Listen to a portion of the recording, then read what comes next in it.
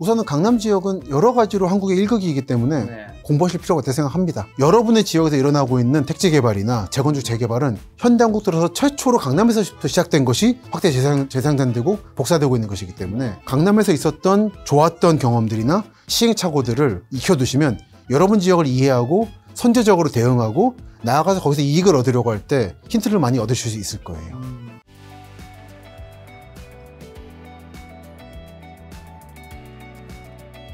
그러면 만약에 정말 나중에 국회, 뭐 청와대 이런 공공기관들과 정부가 세종으로 잘 안착했어요. 그럼 서울 집값이 지금처럼 계속 치고 올라갈 수는 없는 거건 아니면 떨어지는 건가요? 어떻게 되죠? 전 그렇지 않다고 봅니다. 아, 그건 또 아니에요? 저는 오히려 강남의 성공 요인은 강남구에 상공부와 충무처 단지가 생기려다가 안 왔거든요. 75년 이후에. 거기서 생겼다고 봐요. 정부가 뭐 하면 오르고 안 하면 떨어지고 하는 식으로 너무 계획적이에요. 빤히 보입니다. 강남은 시민들의 욕망이, 자본주의적 욕망이 모인 곳이라 네. 여기가 일극이 돼버린 거고 되게 오른 거라서 이거는 관계 없습니다. 저는 오히려 적절하게 빠져주는 게 더 낫다고 봐요. 정부 관심을 꺼주길 바랍니다. 네. 그래서 특히 이제 불만이 서초구 남부 지역의 법조단지 문제 일으키신 분들 거기 살고 계신데 거기 주말에 가보시면 서초역부터 교대역 사이가 조용해요. 옛날 여의도 보는 것 같아요. 금융단지가 더현대 서울 생기기 전까지는 주말 되면 적막했거든요. 아, 적막했죠. 뭐 출근한 사람 그러니까 다 빠지니까 주말은 사실은 별로 없잖아요. 그러니까 도시가 살아나려면 24시간 불이 안 꺼져야 됩니다. 불해성이 돼야 돼요. 근데 서초구 남부라든지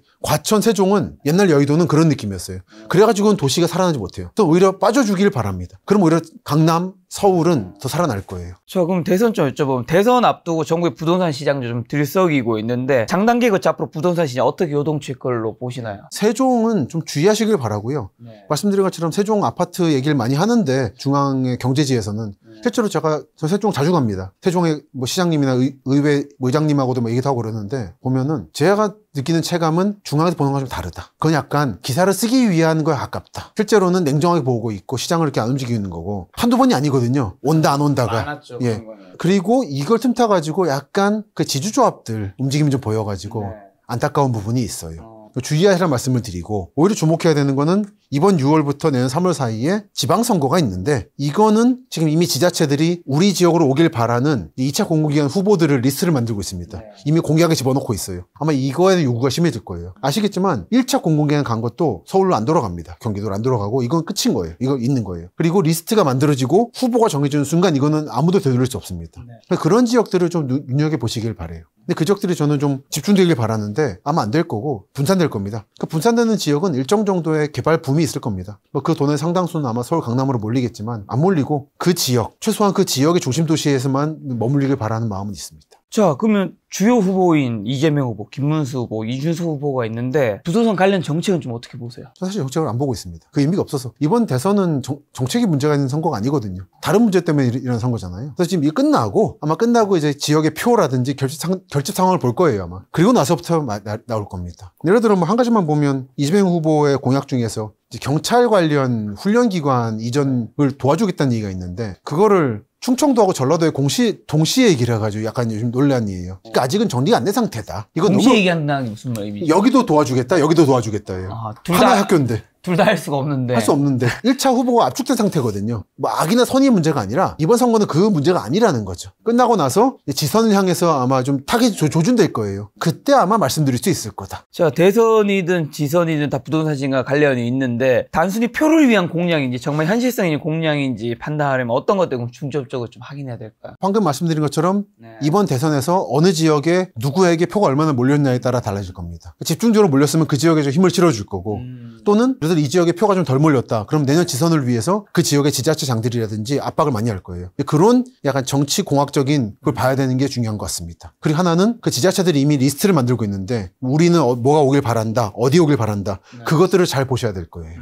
자, 강남은 매우 넓은 곳이라서 그 안에서 지역마다 부동산 시장 상황이 다를 것으로 좀 보이는데 이미 너무 유명한 잠실이나 반포 제외하고 아직 잘 알려지지 않은 전망이 좋은 곳이 좀 혹시 있을까요? 강남이 알려지지 않은 곳이 있을까요? 라는 생각이 들긴 합니다. 근데 그 아파트 값만으로 볼 건 아닌 거고 예를 들어 바로 어제 제가 촬영을 하고 왔던 이제 언주역 쪽에 언덕바지 마을들 그쪽 같은 경우는 아파트 빌라가 있고 단독주택이 있고 꼬마 빌딩이 올라가는 상황인 건데 그런 지역이 아파트가 되지는 않을 거예요. 거기는 힘들고 너무 고지대라서 이런 지역은 용도를 고민해야 되는 거죠. 안 그래도 거기 빌딩 주께서 여기가 이제 청담동이나 학동에 이런 재벌 2세들이 빌딩 올리는 그런 유행이 좀 오길 바란다. 네. 약간 갤러리 같은 게. 근데 좀 약간 좀 아직은 안 보인다. 그런 고민을 하시더라고요. 그러니까 그런 식으로 아파트 단지 개발만 보시는 게 아니라 건물 형태라든지 지형이라든지 생각에 따라서는 관점에 따라서는 네. 볼 여지가 있다. 요즘에 유튜브 채널로 자산을 이루신 분들이 그런 옛날 영동 시형주택 1에서 15단지까지 있었는데 그 시형단지가 있던 언덕바지에 많이 빌딩 올리시더라고요. 근데 다른 형태 접근 방식인 겁니다. 여러분들이 강남 집값, 서울 집값이라고 할 때 사실은 아파트 단지를 말씀하시는 건데 그걸 아파트 단지로만 한정하지 말고 봐보세요.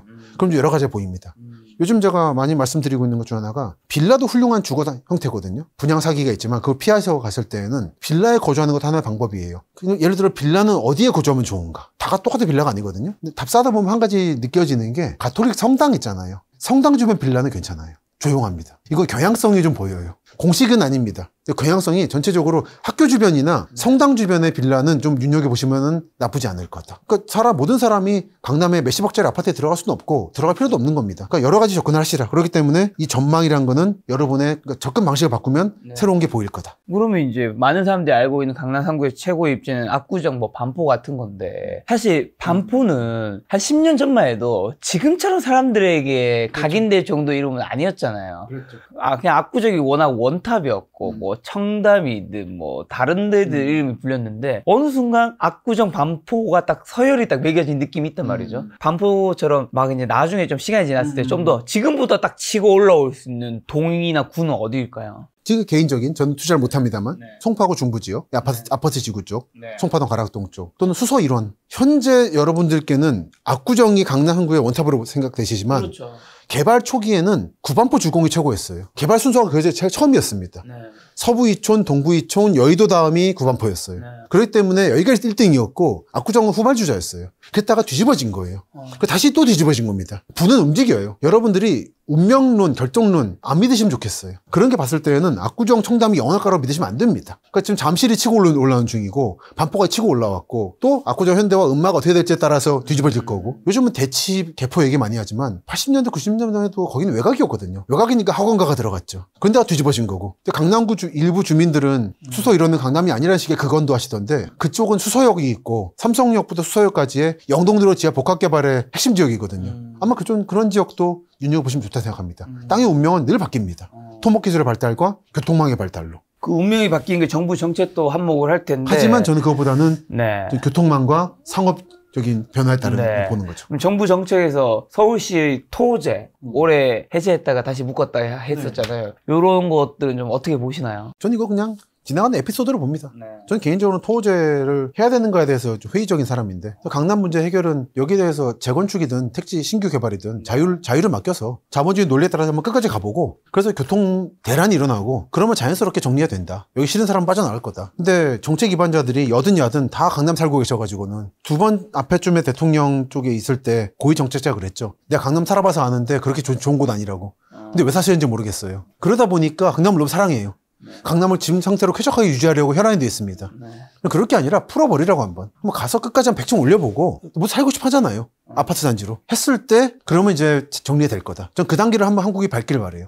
그렇게 봤을 때는 토호제를 왜 해야 되는가에 대한 근본적 의문이 근데 있습니다. 김작가 TV 출연하신 박사님 외에 다른 전문가 중에서도 토호제 정책을 좋게 평가하신 분이 잘 없네요. 대부분 이거는 말도 안 되는 거다. 한국은 자본주의 국가거든요. 네. 사회주의 국가가 아니거든요. 근데 정부에서 어쨌든 묶는다는 건 그래도 너무 집가 상승이 좀 부담스러운 부담스러운 거죠. 부담스러운 건데 막상 정책하시는 분들은 거기 살고 계시더라고요. 부담스러우시면 본인부터 가시든지. 제가 약간 다른 얘기지만 강준만 교수라고 전북대 언론 하시는 분이 계십니다. 네. 유명한 분인데 끝내 그 대학에서 정년을 마치셨어요.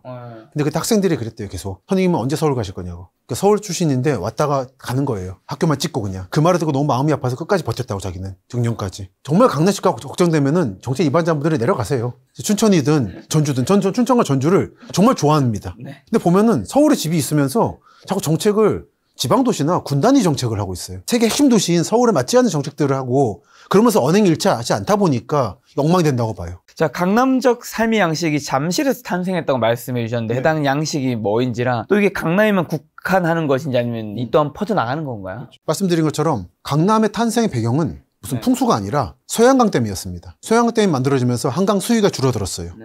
그러면서 백사장들이 드러납니다. 그리고 잠실보와 신곡보라는 두 개의 댐을 만들면서 조그맣게, 한강은 사실 호수잖아요. 옛날에는 서해안 바닷물이 대충 여의도까지 들어왔었습니다. 그래서 짠물이 왔기 때문에 농사도 못 지었어요. 소금에 절여져서. 그랬던 데를 막았기 때문에 여기는 배도 다닐 수 있는 거고, 모래사장이 드러납니다. 그래서 김현옥 시장이 강변북로와 올림픽도로라는 제방을 쌓으면 여기 땅을 이용할 수 있겠다 생각을 한 거죠. 그 최초가 이촌동인 거고, 여의도인 거고, 반포인 거고, 압구정, 그리고 막판이 잠실이었던 거죠. 좀 하다 보니까 자신감이 생겨서 한번 잠실이라는 지구 전체를 한번 개발해보자, 그렇게. 그 기존의 지역들은 원주민도 많고 하다 보니까 좀 저항이 심했어요. 땅도 좁았어요. 근데 이제는 잠실까지 오니까 자신이 생긴 겁니다. 그래서 송파구의 3분의 1 지역을 통째로 개발한 거죠. 모래사장을. 평평한 땅에 선 긋고 아파트 때려박고 그 황무지에 롯데를 데려와서, 일본에 데려와서 개발시키고, 그리고는 한강 무리를 끊어가지고는 호수를 만들고, 이 삼박자가 처음 탄생한 게 잠실이었다.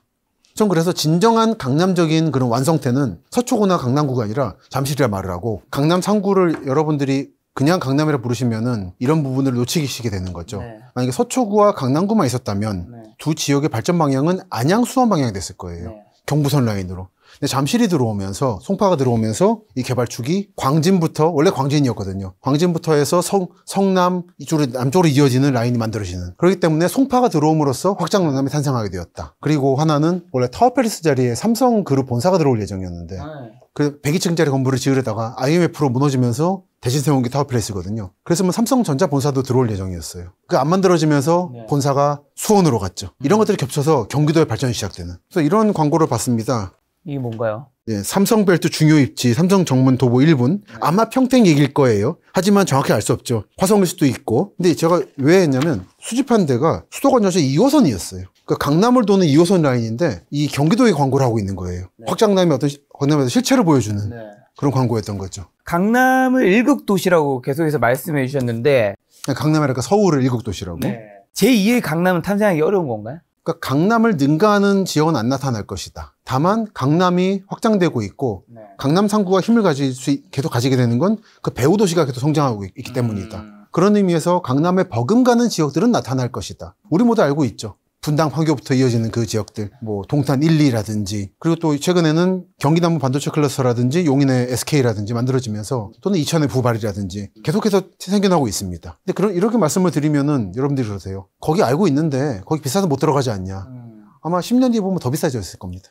그러니까 거기에 신축 아파트 단지로 들어가시라고 그러면 비싸죠. 여러 방식이 있을 수 있잖아요. 들어갈 수 있는 방식은. 한번 생각해 보시는 것도 좋을 것 같습니다.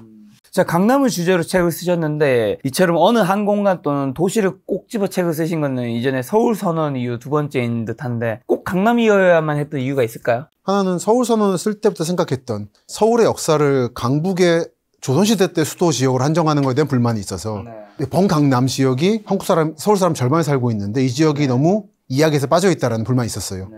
그거에 대한 어느 완결. 그리고 하나는 한국의 일극이 됐기 때문에 이 강남 지역을 집중해서 볼 필요가 있다. 한번 다뤄보고 싶다. 그리고 무엇보다 제 고향이기 때문에 한번 고향 얘기 해보고 싶다는 게 있었죠.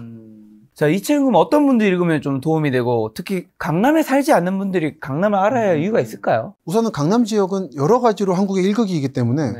공부하실 필요가 있다고 생각합니다. 적대적인 분도 계실 거고 경제적으로만 보시는 분도 계실 건데 그 양쪽도 아닌 제3의 넓은 영역이 존재한다. 강남에 대해서는. 네. 그걸 보시길 바라고, 강남에 살지 않는 분들, 특히 서울 바깥의 분들께 말씀드리는 게, 여러분의 지역에서 일어나고 있는 택지 개발이나 재건축 재개발은 현대한국 들어서 최초로 강남에서부터 시작된 것이 확산되고 있는 겁니다. 확대 재생산되고 복사되고 있는 것이기 때문에 강남에서 있었던 좋았던 경험들이나 시행착오들을 익혀두시면 여러분 지역을 이해하고 선제적으로 대응하고 나아가서 거기서 이익을 얻으려고 할 때 힌트를 많이 얻으실 수 있을 거예요. 강남이 아닌 지역에 살고 계시는 분들이 이 책을 읽으시면 좋을 이유라고 생각합니다.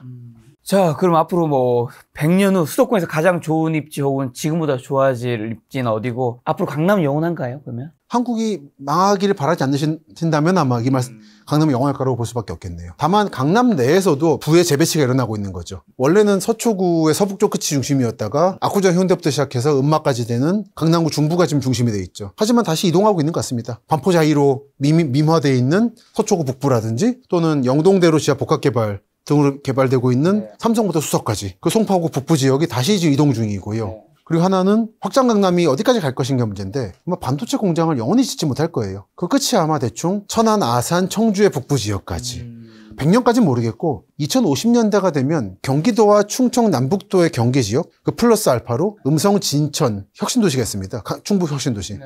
이거는 수도권 내륙선이나 중부 내륙선, 세종 포천 등을 통해서 아주 접근성이 좋아지고 있어요. 이런 지역들까지 포함하는 거대한 확장 강남이 형성이 돼 있을 겁니다. 이런 지역들 한번 두루두루 보시길 바라요. 구체적으로는 KTX 천안 아산역이나 오송역 한번 내려보시길 바라고, 오송 오창 SK 하이닉스의 삼각벨트, 천안 아산역부터 삼성 디스플레이 반도체까지의 그 아산 신도시, 그리고 세종 포천 고속도로 타고 가시다가 그냥 패스하지 마시고 한번 중간에 톨게이트 나가셔서 음성 진천 같은 데 보시기, 안성이라든지 보시길 바랍니다. 보다 보면 이렇게 뭔가 으쌰으쌰하고 있구나, 만들어지고 있구나라는 실감을 느끼실 거예요. 항상 서울 올 때 지나가는 역. 지나가시잖아요. 천안, 아산, 오송역. 네. 그 지나가시는 사람과 한번 내려서 여기는 아파트가 왜 이렇게 많이 만들어지고 있는 걸 궁금해하시는 사람 간에는 차이가 있는 거죠. 자, 그럼 마지막 질문으로 강남 3구에 남아있는 마지막 개발 가능 지역인 그린벨트랑 자연 녹지 지역은 어떻게 좀 활용이 될까요? 일부 남아있는 지역을 개발하려고 지난 정권 때, 지난해 발표를 했습니다만 애매해져 버렸죠. 사실 남아있는 지역은 이제 얼마 없어요. 서초구와 강남구와 성남 과천 사이의 일부 지역인데 그 일부 지역은 과천 신도시로 개발하고 있는 거고, 나머지 지역은 뭐 위치 모두 아니까 국가정보원과 성남 서울공항 주변 지역이어서 사실 여지가 없습니다, 별로.